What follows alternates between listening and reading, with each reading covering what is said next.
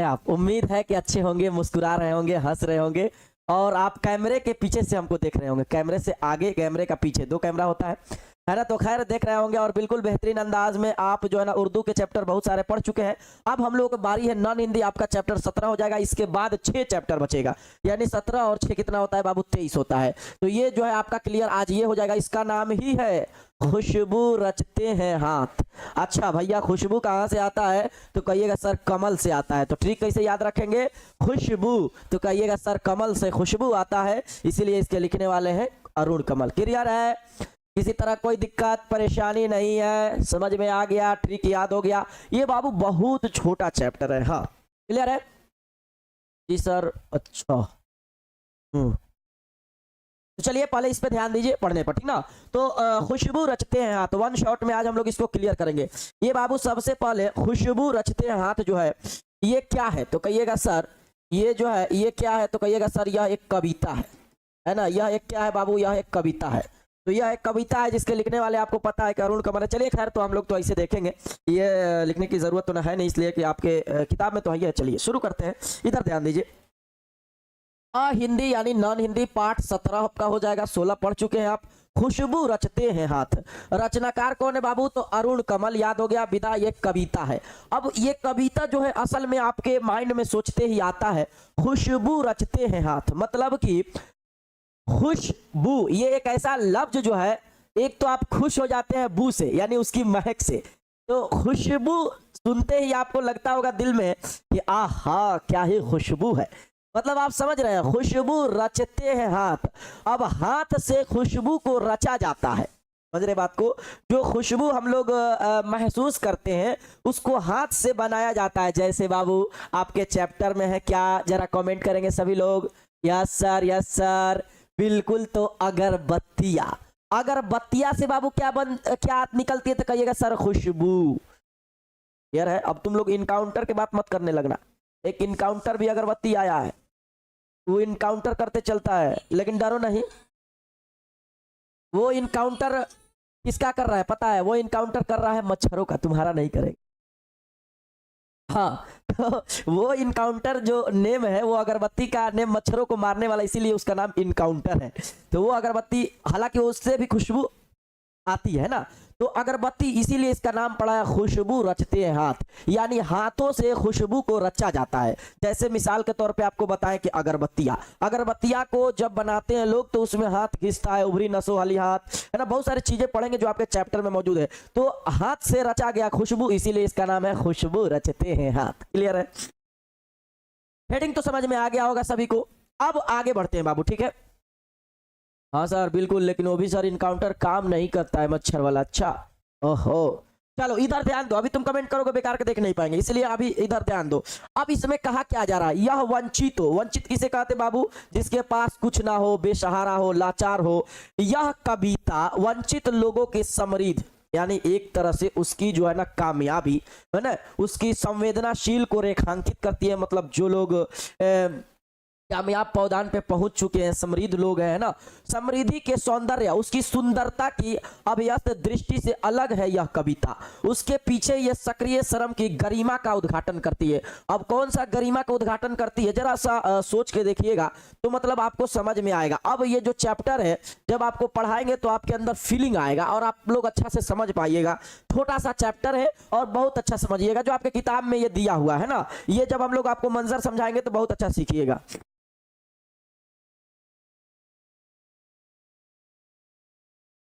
तो चलिए, क्लियर है? Yes sir.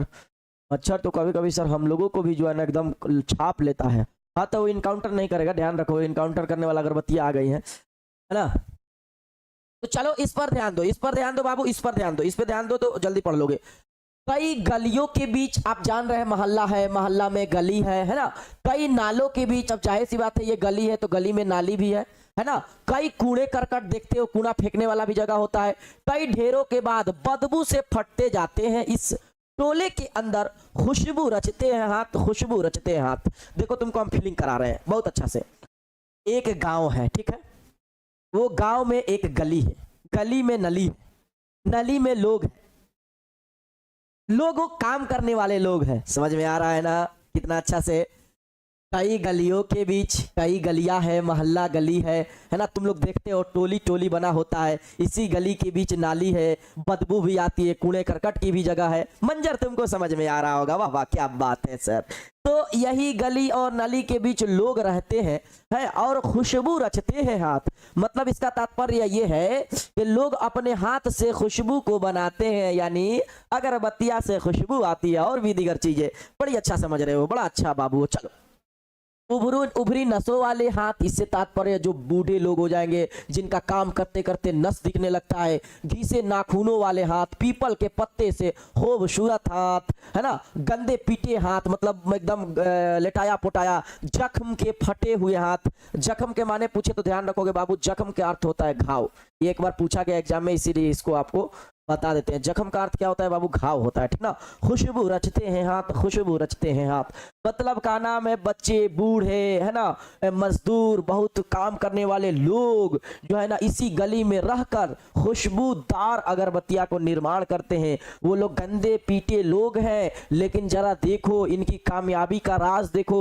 अगर तुम खुशबू आज लेते हो अगरबत्तियां का, तो तुम ये ना समझो कि हम बहुत जो है ना अच्छा काम करते हैं, बल्कि तुम ये सोचो जरा और ये गौर करो बाबू कि ये जो खुशबू आप जो अगरबत्तियों से उठाते हैं, वो असल में खुशबू गरीब लोग अपने अपने बच्चे से काम करवाते हैं ना। पीपल के कोमल कोमल हाथ, है ना, मतलब कोमल यानी पीपल के पत्ते से मुराद जो है तुमको एकदम। गांव है, गांव के बीच में कई गलियां है, उस गलिया में अगरबत्ती लोग बना रहे हैं। कोई लोग बूढ़ा है तो उसका नस उभर गया है, कोई मासूम बच्चा काम करते हुए नजर आ रहा है, क्योंकि वे लोग सारे के सारे लोग सर गरीब है। और आसपास बदबू भी आ रही है, नाली भी है, कूड़े करकट भी है। मंजर समझ में आ रहा होगा आसान तरीके से, कितना मजा आ रहा होगा ये मंजर देखकर। बस आप सोच रहे होंगे कमेंटवा का क्यों रिप्लाई नहीं दे रहे हैं। बस पहले पढ़ ही लो, अगर उधर हमें कमेंट टपेंगे तो मौजू से भटक जाते हैं, इसीलिए पहले ई पढ़ लो, उसके बाद तुम्हारा हर एक का जवाब देंगे। तो खुशबू रचते हाथ, मंजर समझ में आ रहा। एक गांव है, गांव में कई बस्तियां है, उसमें गांव में गली है, गली में नाली है, कूड़े करकट है, वहीं लोग बैठे हुए हैं। बैठने के बाद अगरबत्ती बना रहे हैं, है ना। वो उन लोगों का गंदा मोहल्ला है, वहां से बदबू आ रही है, लेकिन लोगों को क्या दे रहे हैं? जल्दी कमेंट करोगे बाबू, लोगों को वो खुशबू दे रहे हैं, इसीलिए खुशबू रचते हैं हाथ, खुशबू रचते हैं हाथ। अब देखिए, यही इस गली में बनती है मशहूर मुल्क की अगरबत्तियां। मुल्क मतलब ये उर्दू लफ्ज है, मुल्क के माने होता है बाबू देश, ठीक है। मुल्क की मशहूर अगरबत्तियां, इन्हीं गंदे मोहल्ले के गंदे लोग। हम बताएं तुमको कितना अच्छा समझाए कि एक गली है, गली में कई गली है, इसमें नाली है, इसमें कूड़े करकट की जगह है, यही लोग आ बैठे हैं, आसपास बदबू से आ रही है, लेकिन फिर भी लोग अपना काम कर रहे हैं, क्योंकि वो लोग गरीब है। और लोगों को खुशबू रचते हैं हाथ। ये बनाते हैं केवड़ा, गुलाब, खस, रात रानी। ये जो देख रहे हो खस, ये एक प्रकार का सुगंधित फूल है, ठीक ना। तो ये एक प्रकार का फूल है जो तुम खस और रात रानी, ये सब खुशबू देने वाला फूल है, जिससे अगरबत्तियां बनता है ना। बनाते हैं केवड़ा से, गुलाब से, खस से और रात रानी से अगरबत्तियां। मतलब कि जो ये लोग हैं मोहल्ले टोले के, इनके पास गंदगी तो है, लेकिन यही लोग मशहूर, मुल्क की मशहूर अगरबत्तियां को बनाते हैं। तो ये जो मशहूर अगरबत्तियां है, ये इन्हीं को बनाते हैं। दुनिया की सारी गंदगी के बीच, मतलब अब सारी जो गंदगी है इन्हीं लोगों के पास है, दुनिया की सारी खुशबू। अब देखो कितना बढ़िया ये लफ्ज है, दुनिया की सारी गंदगी के बीच। आज देख लो, तुम लोगों को एक महल तैयार होता है। मिसाल समझा देते हैं बाबू, बहुत अच्छा समझ रहे हो तुम। अगर हम बात करें एक अच्छा सा मिसाल के, तो देखो अगर एक ताजमहल बना है, जैसे सभी लोग जान रहे हैं कि ताजमहल जो है ना शाहजहां ने बनवाया अपने महबूब की याद में, और कितना खूबसूरत है। तो उस खूबसूरती में मतलब बनवाने वाले लोग मालिक अलग, लेकिन उसमें बाबू जो लेबर मजदूर है ना, हालांकि वो हम समझ रहे हैं कि बनवाने वाले बहुत सोच समझ के इसको डिजाइनिंग दिए, इंजीनियर हुए, लेकिन उसमें जो उसका पत्थर, उसका हर एक चीज को ले जाना, ढोना, ये किसका काम है बाबू? मजदूर का काम है। हम ये बात को समझते हैं कि ये एक इंजीनियर का काम है कि अगरबत्ती को निर्माण करना। अगरबत्ती वो कहता है कि हाँ अगरबत्ती का निर्माण होगा, वो हम मुस्कुरा रहा है, लेकिन अगरबत्ती का वो कह दिया, लेकिन इसको अंजाम कौन देगा? है ना, वो सोच लिया प्लानिंग को। जैसे सर है तो सर आपको सोच लिए कि ऐसे पढ़ाना है बच्चों को, ये ट्रिक देना, वो ट्रिक देना है, लेकिन मेहनत कौन करेगा? तो आप करेंगे। तो वैसे ही इंजीनियर और सोच लिया कि अगरबत्ती से ऐसे जलाने के बाद खुशबू आएगा, लेकिन इसमें कमियां ये है कि सबसे बड़ी बात कि अगरबत्ती को बनाता कौन है? तो बाबू यही मजदूर लोग। यही वो मजदूर लोग जो ऐसे चीजों में रहते हैं कि जहां बाबू आपको बता दे कि गंदे करकट, गंदे मोहल्ले, और वहां से वो खुशबू रचते हैं हाथ। कितना अच्छा समझ रहे हैं आप लोग, है ना? Yes sir, yes sir. मतलब कि आपको समझ में आ रहा होगा कि कोई भी चीज का निर्माण करता है तो उसके पीछे कई प्रक्रिया होती है, लेकिन असल में जो काम होता है वो कौन लोग करता है बाबू? तो कहिएगा वो मजदूर करता है सर, और वो मजदूरों से ही निकलता है। भले कि उसका सोच किसी और का है, जैसे में लेखक है तो लेखक एक सोचा, अब लेखक तो सोच लिया, लेकिन किताब प्रिंट आउट करने वाला, उसको ढोने वाला, है ना, उसको बेचने वाला, वो सारी चीजें प्रक्रिया है, लेकिन दिमाग उसका रहता है, लेकिन मेहनत कौन करता है बाबू? मजदूर करता है। तो यही कहा जा रहा है कि बनाते हैं केवड़ा, गुलाब, खस और रात रानी अगरबत्तियां, दुनिया की सारी गंदगी के बीच दुनिया की सारी खुशबू। अब जाहिर सी बात है ये बनकर यहां से तो आपके पास भी आती होंगी, और आप इसका खुशबू के आनंद लेते हैं, और खुशबू रचते हैं हाथ, खुशबू रचते हैं हाथ, यानी रचते रहते हैं हाथ, खुशबू रचते हैं हाथ। बहुत अच्छा सर, ऐसे तो आपका दिमाग इतना तेज है, क्या बताएं सर, आप एकदम बहुत अच्छा एग्जाम्पल दिए। बिल्कुल बाबू, सोचता कोई और है, करता कोई और है, खुशबू रचते हैं हाथ। तो देखो ये एकदम छोटा सा चैप्टर था जो सभी को समझ में आ गया होगा आसानी के साथ, और ये लोग समझ भी गए होंगे कि खुशबू रचते हैं हाथ से आखिर तात्पर्य क्या है। मतलब उन लोगों का हाथ, है ना, बूढ़े, बच्चे, जवान, है ना, सभी के हाथ, जो बच्चों, कोमल कोमल बच्चे। देखिए गरीबी एक ऐसा मजबूरी चीज है जो इंसानों को हर एक काम करने पर मजबूर कर देती है ना। आप कल एक शेर पढ़े थे कि रुख हवाओं ने बदला तो खाक वो भी होंगी, तो दूसरा शेर है। कल आप एक गजल सुनाए थे, आपको किनका? कल नहीं, मतलब आपको सुनाए थे, उनका गजल था परवीन शाकिर का, है ना, कि दरिया के रुख बदलते बदलते ही सभी के सभी तैराक हो गए। मतलब इसका माने ये लिया गया था कि जब मुसीबत पड़ती है इंसानों के पास तो कोई भी कार्य करने के लिए बाबू तैयार हो जाता है, और वो तैयारी के बाद जो है बाबू सोचता है कि जाहिर सी बात है उसका मजबूरियां है, उसके पास कुछ है ना। लेकिन एक बात हमेशा ध्यान रखिएगा, अगर एक महल खड़ा हो रहा है ना, तो उसके पीछे हम मान रहे हैं कि उसका डिजाइनिंग करने वाला इंजीनियर है, उसका नक्शा निकालने वाला इंजीनियर है, लेकिन अगर वहां तक ईंटा लाने वाला है तो वही मजदूर होगा, अगर वहां तक सीमेंट, बालू, पानी पहुंचाने वाला तो वही 300-400 रुपए वाला मजदूर होगा। तो इतनी अच्छा महल, इतनी अच्छा खुशबूदार अगरबत्तियां ये आ रही है, तो बस मिसाल यही समझिए कि बस खुशबू रचते हैं हाथ, दुनिया की सारी गंदगी के बीच दुनिया की सारी खुशबू, है ना। अब ये गंदा से बन के जाता है, आप तो देखते नहीं है, लेकिन फिर भी जो है ना आपके घरों में आता है तो आप इसका आनंद लेते हैं, उसका पैकेट बनता है, उसका सब चीजें बनता है, दुनिया के सारे खुशबू रचते रहते हैं हाथ, खुशबू रचते हैं हाथ। तो हमें उम्मीद है समझ गए होंगे, खुशबू रचते हैं हाथ। अब आपका आ गया सवाल का जवाब, और सभी लोग जवाब दे भी देंगे क्योंकि ये छोटा सा चैप्टर था और बहुत आसान सा चैप्टर, आपको समझ में आ गया होगा। क्लियर है? जल्दी से बताइएगा एक बार, बहुत ही बेहतरीन अंदाज में क्लियर है। अब आप लोग जवाब लगाइएगा। पहला क्या है? खुशबू रचते हैं हाथ के कवि। देखो बाबू, कवि कहते हैं कविता लिखने वाले को कवि कहते हैं ना। कवि किसे कहते हैं? तो कविता लिखने वाले को किसे कहते हैं? कविता, कविता लिखने वाले को, ठीक है। और कहानी को, कहानी लिखने वाले को क्या कहते हैं? कहानी, है ना। कहानी लिखने वाले को क्या कहते हैं बाबू? तो कहिएगा कहानी लिखने वाले को कहानीकार कहेंगे,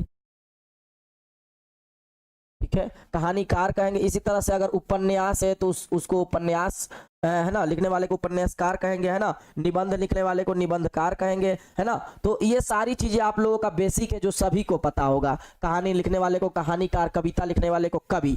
तो कवि कौन है? तो कवि खुशबू कहाँ से आता है? तो कहिएगा सर खुशबू जो आता है ना, वो यहाँ से आता है। देखो अच्छा, एक फूल बनाना सिखा देते हैं, सीखोगे ना? टाइम है, टाइम है, टाइम है। देखो फूल बनाना, पहले हम लोग जो है ना, हम लोग भी स्कूल कॉलेज में गए ना तो ऐसे फूल बनाते। देखो ऐसे, देखो 3 पहले देना, ये 3 बिंदी। अच्छा कितने लोग हो गए जो इस फूल को बनाते हैं?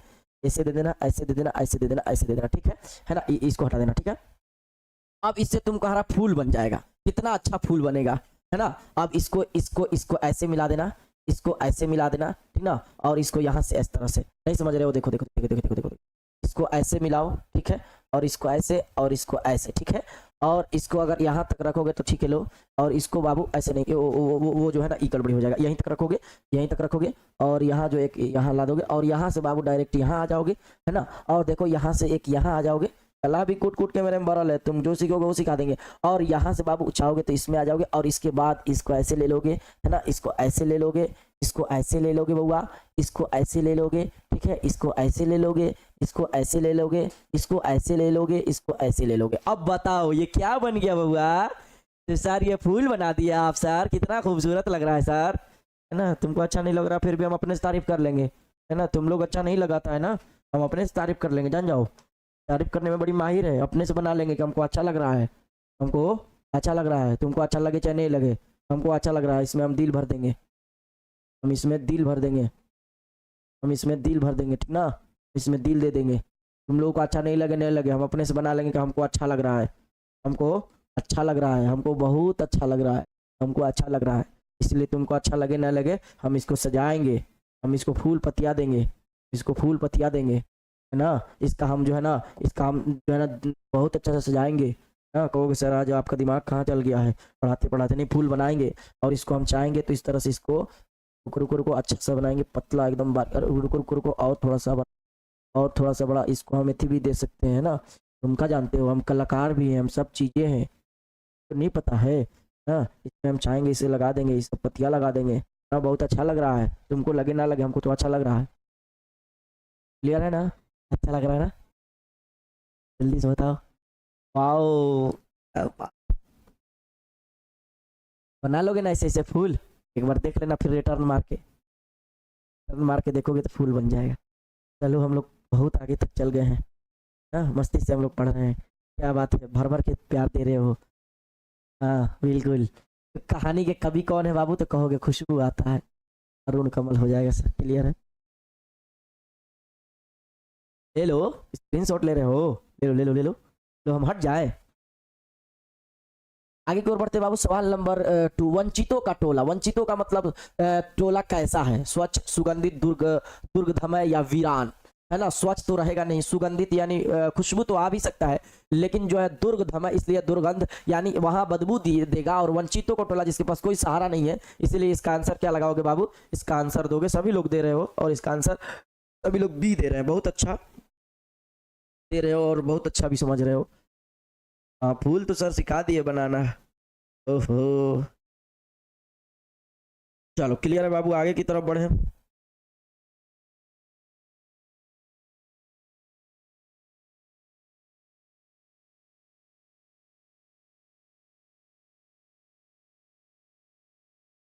क्लियर है, तो इसका आंसर सभी लोग दे रहे हैं सर बी, सी हो जाएगा, दुर्ग समय, और राइट आंसर बाबू हो जाएगा। सवाल नंबर 3, जख्म का अर्थ हम आपको बताए थे लिख के, अब जो मूर्खवा यहाँ नहीं लगाएगा वो बेवकूफी ना होगा।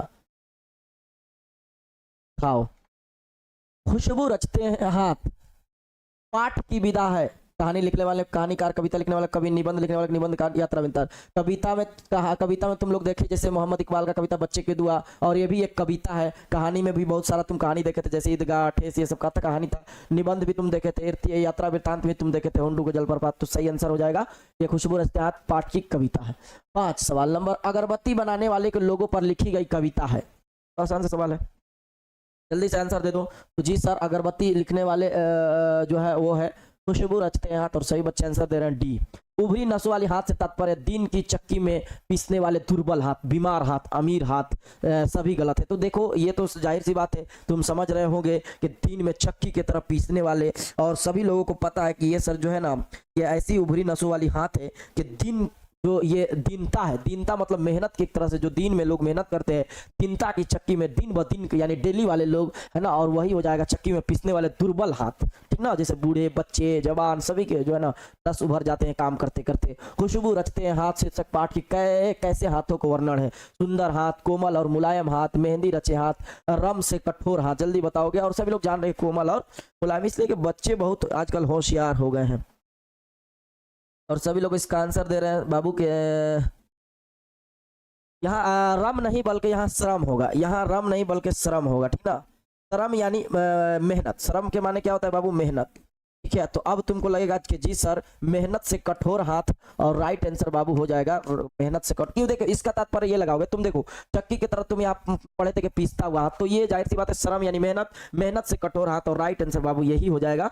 वो कोमल और मुलायम हाथ नहीं लगाओगे, ठीक है, बच्चे उतना काम नहीं करते हैं, लेकिन फिर भी थोड़ा बहुत, और मेहंदी और सुंदर तो होगा नहीं, इसीलिए श्रम के मेहनत, श्रम के कठोर हाथ। सवाल नंबर 8, खुशबू रचते हैं हाथ क्या बनाते हैं, कपड़े, गद्दे होना चाहिए, गुद्दे, ये क्या है, कब कालीन, खुशबूदार अगरबत्तियां, क्या बनाते हैं बाबू, है ना। तो खुशबूदार अगरबत्तियां बनाते हैं, और राइट आंसर बाबू क्या हो जाएगा, खुशबूदार अगरबत्ती। क्लियर है, चलिए आगे की ओर बढ़ते हैं। सवाल नंबर 9, खुशबूदार अगरबत्तियां कौन बनाते हैं, खुशबूदार अगरबत्तियां कौन बनाते हैं? अमीर लोग, सेठ लोग, पढ़े लिखे लोग, समाज के वैसे लोग जिनके पास कोई चीज नहीं है, उसी को वंचित कहा जाता है, बेसहारा लोग और वंचित और गरीब के निसहाय लोग। और राइट आंसर जो हो जाएगा बाबू ये हो जाएगा डी आपका। 10 खुशबू रचते हैं हाथ शीर्षक पाठ है, मतलब किस क्या है, किस पाठ से लिया गया? तो खुशबू रचते हैं हाथ श्लोक, कहानी, कविता। शीर्षक पूछा जा रहा है तो मतलब तुम तो समझ रहे हो कि ये दो जवाब है इसमें और आसान सा सवाल है।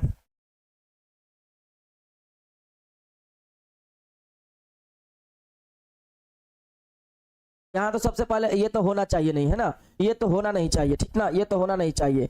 डबल डबल ऑप्शन कैसे टिक करोगे? ये मान लो खुशबू रचते हैं शीर्षक पाठ, ये कहानी नहीं बल्कि ये कविता है और ये तो होना नहीं चाहिए था। ये कविता कहानी श्लोक है ना, कविता कहानी श्लोक तो यहाँ तक तो ठीक है और वहाँ वहाँ रहेगा उपन्यास रहना चाहिए था, तो उपन्यास की जगह ये हो गया, तो आंसर वो हो जाएगा, घबराने का टेंशन नहीं है। 11 इस गली में बनती है मुल्क की मशहूर अगरबत्तियाँ, प्रस्तुत पंक्ति किस कविता के है? आसान सा सवाल है जो सभी लोग जान रहे हैं कि खुशबू रचते हैं हाथ से लिया गया है। गंदे मोहल्ले के गरीब मजदूर कौन मशहूर अगरबत्तियां बनाते हैं? है ना, केवड़ा, गुलाब, खस और रात रानी सभी, है ना, केवड़ा के भी बनाते हैं, गुलाब के भी, खस और रात रानी की ये सुगंधित एक फूल है जिससे अगरबत्तियां बनाया जाता है। तो राइट आंसर बाबू सभी हो जाएगा।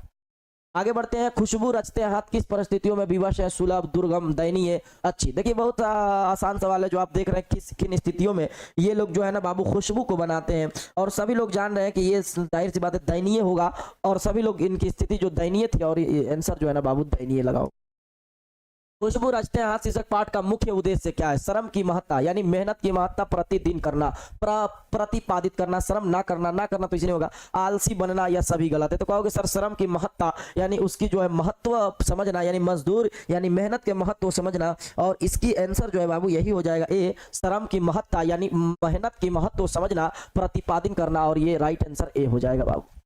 अब देखिए आपका यहाँ से प्रश्न उत्तर आ जाएगा जो आपको इंपॉर्टेंट ये सब नहीं है लेकिन पहला सवाल है आपके किताब में है तो एक बार देख लीजिएगा। खुशबू रचते हैं हाथ, रचने वाले हाथ कैसी परिस्थितियों में रह रहे हैं? तो बाबू उत्तर लिखोगे खुशबू रचने वाले हाथ तात्पर्य जो लोग हैं खुशबूदार अगरबत्तियां बनाकर संसार को खुशबू प्रदान करते हैं। सिंपल सी बात, लोग नारकीय स्थिति में रहते हैं, है ना, मतलब ऐसा स्थिति जो उनके बदबू आते हैं, कूड़े करकट, ऐसा जो नारकी एकदम गंदा, लोग गंदे की तरह, लेकिन वे उन गलियों में, उन गंदी नालियों में रहते हैं जहां कूड़े का ढेर होता है तथा नाली का पानी बहता है। वैसे दुर्गंध युक्त जगह पर रहते हैं जहां से गुजरने वाले लोग नाक बंद कर जाते हैं। दूसरे स्वच्छ वातावरण प्रदान जो है ना प्रदान करने वाले जो है ना लोग स्वयं जो है ना गंदगी के बीच रहते हैं, उनके लिए बीबस है। जाहिर सी बात है गरीब लोग इसको काम करेंगे तो 2 पैसा मिलेगा, वही अगरबत्तियां आएगी आपके पास। तो ये आसान सा सवाल था जो आप लोगों को करना था। क्लियर है? आगे बढ़ते हैं। सवाल नंबर बाबू 2 क्या है?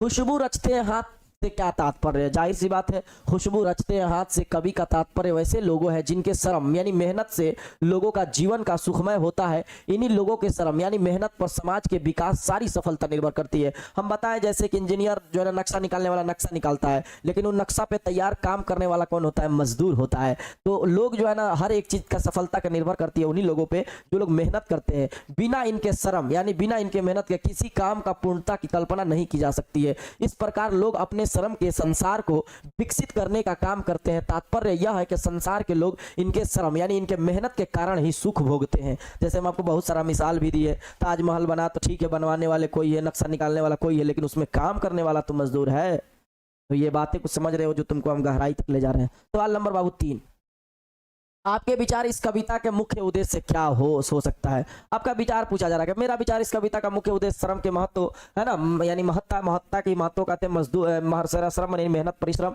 प्रतिपादित करना तथा श्रमिकों यानी मजदूरियों को मजदूरी का साथ रही उपेक्षा उजागर करना है। श्रम की सफलता की जननी होती है तथा हर सफलता का राज श्रम में ही निहित है। आप अभिश्रम यानी मेहनत है ना, मेहनत कर रहे हैं तो आपका परिणाम भी जरूर मिलेगा, है ना। कवि यह भी चाहता है कि लोगों के श्रमिकों के प्रतिपादन संवेदनशील होना यह चाहिए कि इस कविता के माध्यम से खुशबू रचने वाले हाथों के प्रति मानवतापूर्ण व्यवहार करने की सलाह दी गई है। बहुत आसान सा सवाल था जो आप लोग समझ रहे हैं। अब देखिए व्याख्या देता है, तो व्याख्या इसी गली में डॉट डॉट डॉट। अब सोचिए कि रात रानी कौन कौन सी अगरबत्तियां बनती है ना, केवड़ा गुलाब रात रानी। तो देखिए व्याख्या में प्रस्तुत जो पंक्ति है वो पाद्यांश के माध्यम से कवि हमें यह संदेश देना चाहता है कि जिसके श्रम यानी मेहनत पर देश का विकास आश्रित होता है। ले दे के एक ही बात होता है, कुछ नहीं। इसी गली में मशहूर बनती है ना अगरबत्तियां रात रानी केवड़ा गुलाब से। तो मतलब कहा जा रहा है कि व्याख्या में करके बताइए कि आपका जो विचार है वो किस प्रकार हो रहा है। तो श्रमिकों यानी एक तरह से मेहनतियों का जीवन सुखमय बनना अनिवार्य है, क्योंकि श्रमिक ही देश के रीढ़ होते हैं। हम बताए जैसे छोटे मतलब हम बताए ना आपको कि कोई नक्शा दिया, कोई नक्शा निकाला, लेकिन काम करने वाला मेहनती लोग मजदूर होते हैं। हर काम में इनका योगदान होता है। उपेक्षा के कारण वे स्वयं नारकीय जीवन में बिताते हैं, मतलब अपना जो जीवन नारकीय यानी अंधेरे में बिताते, एक तरह से जो ऐसा जैसे नर्क बना हुआ है, लेकिन अपने श्रम से संसार को यानी अपने मेहनत से लोगों को सजाने संवारने के सक्रिय सहयोग देते हैं। कवि के जो है ना कहने का भाव है कि वे भले ही वंचित माने उनके पास कुछ नहीं है, लेकिन उपेक्षित निकृष्ट माने जाते हैं, लेकिन इनके जो है ना श्रम यानी इनकी मेहनत से सुगंध के सारा संसार सुख सुविधापूर्ण जीवन जीने का आनंद लेता है। अब एक मजदूर मजदूरी करता है तो वो घर को बनाता है, तो कितना वो सुख में घर जिसका बन रहा हुआ रहेगा, लेकिन मजदूर का घर देखिएगा तो वही माटी, वही टूटा फूटा जैसे भी चल रहा है। तो कहना में ये जो कवि है वो असल में ये कहना चाहते हैं कि जो लोग हैं, जो आप महल में रहते हैं या कहीं भी आप अगरबत्ती का सुगंध ले रहे हैं, तो ये इन्हीं लोगों की वजह से, ना कि आपकी वजह से। व्यक्ति नहीं बल्कि उसका श्रम मूल्यवान होता है, मतलब एक व्यक्ति नहीं बल्कि श्रम यानी उसका मेहनत, उसका परिश्रम ही उसका मूल्यवान होता है। अब सवाल नंबर 5 है, जबकि ये सब आपको दिखा रहे बता दे रहे, ये सब में भी पहला दूसरा क्वेश्चन इंपॉर्टेंट है। निम्नलिखित में से प्रश्न उत्तर दीजिए। उभरी नस वाली हाथ का क्या अर्थ है भाई, क्या पूछ रहे? उभरी नस वाली हाथ का अर्थ यह है कि हम लोग ऑब्जेक्टिव में भी देखें, शारीरिक दुर्बलता के कारण नसें उभर आई है।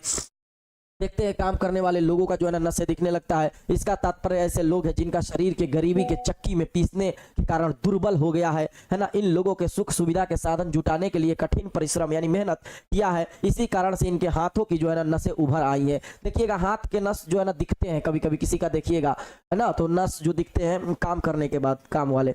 आगे बढ़ेंगे। पीपल के पत्ते के नए नए हाथ है ना, ख के अर्थ क्या माने इसके पीपल के, तो इसका अर्थ ये हो जाएगा पीपल के पत्ते से नए नए हाथ, यानी उन नन्हे नन्हे बच्चों को हम बताएं जो कोमल हाथों से है ना, जिसने सृष्टि के श्रृंगार के लिए श्रम किया है, मेहनत कर रहा है ना, सृष्टि की यानी पूरे देश को जो है ना सुधारने और एक तरह से एक सुगंधित करने के लिए ये बच्चे भी मेहनत कर रहे हैं। तात्पर्य यह है कि श्रमिकों यानी मेहनतियों परिश्रमियों के बच्चे भी संसार को सुखमय बनाने के लिए जो है ना श्रमदान करते हैं। तो कितना आसान आसान सवाल था।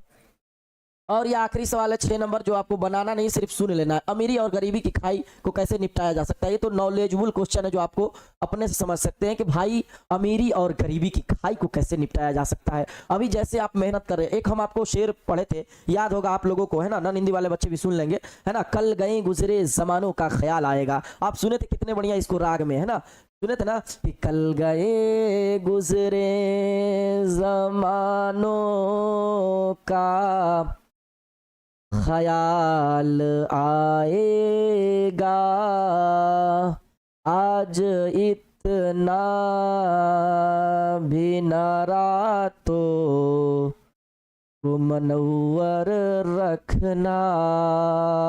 मतलब इस शेर में अहमद फराज कह रहे हैं कि कल गए गुजरे जमानों का ख्याल आएगा, यानी अभी जो हम अपनी रातों को इतना हसीन बना रहे हैं, चाहे किसी चीज में भी गुजार रहे हैं, कल यही रातें जब हमें याद आएंगी तो हमें इस रात को ऐसे गुजारे ताकि आने वाले दिन में हम जब इसको याद करें तो हमको पछताना नहीं पड़े, है ना। तो ये सुन चुके थे आप, तो इसीलिए इसमें अमीरी और गरीबी को कैसे निपटाया जा सकता है। तो जाहिर सी बात है, आप जिस तरह के अभी मेहनत कर रहे हैं, आपके पास कुछ नहीं है। अच्छा, बड़े बड़े इंजीनियर लोग, डॉक्टर, IAS IPS कौन लोग बनते हैं? तो कहिएगा सर उनके पास दिमाग होता है, वो लोग कंटिन्यू पढ़ाई करते हैं। हम ही लोग IAS, हम ही लोग डॉक्टर, हम ही लोग जो है ना इंजीनियर बनते हैं। इसका वजह है कि परिश्रम, श्रम, मेहनत, इसी के कारण गरीबी और अमीरी आती है। अब आप अपने आप को देखिए कि अपना वक्त कहाँ दे रहे हैं, ऐसे ऐसे स्क्रॉल करने में दे रहे हैं, क्या चीज़ पे मेहनत करते हैं, ये आप देखिए कि आपका मेहनत कहाँ जा रहा है। आप इंजीनियर नहीं बनना चाहते हैं? क्या आपका ख्वाहिश नहीं है कि मैं भी डॉक्टर बनूं? क्या आपका ख्वाहिश नहीं है कि मैं भी IAS बनूं? क्या आपका ख्वाहिश नहीं है कि मैं भी एक अच्छे से अच्छे जो है ना पद पे नौकरी करूं? तो इसके लिए आपको परिश्रम करना पड़ेगा, मेहनत करना पड़ेगा। यही है गरीबी और अमीरी का जो है ना खाई से निपटाने का जो है ना निपटाया जा सकता है। तो देखो इसमें लिखा है कि अमीरी और गरीबी की खाई निपटाने, पटाने नहीं, ये पटाने नहीं समझ लेना, है ना, निपटाने के लिए समाजवादी विचारधारा को अपनाना चाहिए, है ना। जिस तरह से समाजवादी सरकार को किसी व्यक्ति के पास होने वाली संपत्ति सीमा निर्धारित की जानी चाहिए, इसके लिए जो है ना अमीरों को भी आगे आना चाहिए, मतलब जो सबको आगे आना चाहिए, हर एक के पास है भी फिर भी वो आवाज उठाए, तथा उन्हीं गरीबों को आर्थिक मदद करनी चाहिए। जो लोग गरीब है वो गरीब ना रहे, उनको जो है ना मदद करके ऐसा महसूस होना चाहिए कि वो लोग भी गरीब नहीं है। चाहिए कि सरकार द्वारा गरीबों को रोजगार के लिए ऋण मुहैया कराया जाए, मतलब उनको काम दिया जाना चाहिए। ऐसे करके अमीरी तथा गरीबी के खाई के पाटी जा सकती है। ठीक है, पटाना ये भी समझ सकते हो, इसके एक तरह से मतलब किस तरह से इसको जो है ना पाटा जा सकता है, मतलब एक तरह से कैसे इसको समझ सकते हैं कि आप लोग इसको कैसे खत्म किया जा सकता है अमीरी और गरीबी, मतलब एक तरह से कैसे आप जो है ना अमीर और गरीब को एक समान देख सकते हैं ताकि उन लोगों के पास भी दुख ना आए। तो ये आपके ऊपर है। जैसे हम बताएं, अभी आप अपने रात को इतना हसीन बना रहे हैं, लेकिन वह हसीन रातें आपके मोबाइल में बर्बाद करने में जा रही है ना। बर्बाद गुलिस्ता करने को बस एक मोबाइल काफी है ना। हर इंसान के पास मोबाइल है, हर इंसान के पास मोबाइल है, और ये मोबाइल ही इंसानों की बर्बाद करने की काफ़ी है। तो वो शेर जो है ना समझ में आता होगा कि एक बाघ को जिस तरह से पूरे बाघ को बर्बाद करने के लिए एक उल्लू काफ़ी है, उसी तरह से आपको भी बर्बाद करने के लिए सिर्फ एक मोबाइल काफ़ी है। अब इस प्रकार आप किस तरह इसको यूज़ कर रहे हैं, कैसे यूज़ कर रहे हैं, आप पर निर्भर करता है और आप पर डिपेंड करता है कि ये जो रातें आप गुजार रहे हैं बाद में याद करके रोइएगा या हंसिएगा, तो ये आप पर डिपेंड करता है। तो खैर, तो हम तो समझाने वाले एक सर है, टीचर है, जितना हो सकता है आपके लिए हेल्प करते हैं, मदद करते हैं। जब आप कहते हैं, जब आप डाउट भेजते हैं, जब आप कुछ भेजते हैं पर्सनल, उसका जवाब, रिप्लाई, हर एक चीज़ देते हैं। दुख को आपके समझते हैं, बेकार का रिप्लाई हम नहीं देते, है ना। अगर काम उम है तो सही बात है ना। तो ये चीज़ें हैं जो आपके साथ हमारा रिश्ता जुड़ा हुआ है, और ये मैट्रिक तक है, फिर आप कहाँ चले जाएंगे, हमको याद करेंगे भी कि नहीं करेंगे, है ना। एक शेर, गुरूर होना लाजमी है नाम हो जाने के बाद, है ना। गुरूर होना लाजमी है नाम हो जाने के बाद, अक्सर भूल जाते हैं लोग काम हो जाने के बाद, अक्सर भूल जाते हैं लोग काम हो जाने के बाद। तो आपका भी काम होगा, सर को भूल जाइएगा। अभी आप कह रहे हैं कि नहीं सर हम आपको नहीं भूलेंगे, है ना, एकदम नहीं भूलेंगे, वैसे भी हम आपको बताते हैं अच्छे लोगों को याद करने की ज़रूरत नहीं पड़ती है, ये फरमाने हज़रत अली है, और जब हज़रत अली फरमा दिए तब तो वो सच होना ही है। तो अच्छे लोगों को जो है ना देखिएगा याद नहीं करना पड़ता, खुद ब खुद ऑटोमेटिक दिमाग में रहता है कि नहीं नहीं ये व्यक्ति अच्छा, नहीं ये व्यक्ति का याद आ रहा है, नहीं ये व्यक्ति। तो अच्छे लोगों को आपको याद करने की ज़रूरत नहीं है। तो हमें उम्मीद है कि ये चैप्टर बहुत अच्छा से आप लोगों को समझ में आया होगा, किसी तरह कोई परेशानी नहीं होगा, दिक्कत नहीं होगा। अगर दिक्कत भी होगा तो आपके लिए पूरा हर एक भर के डाउट सेशन खुला हुआ है ना। आज के क्लास को हम लोग यहीं पर एंड करेंगे।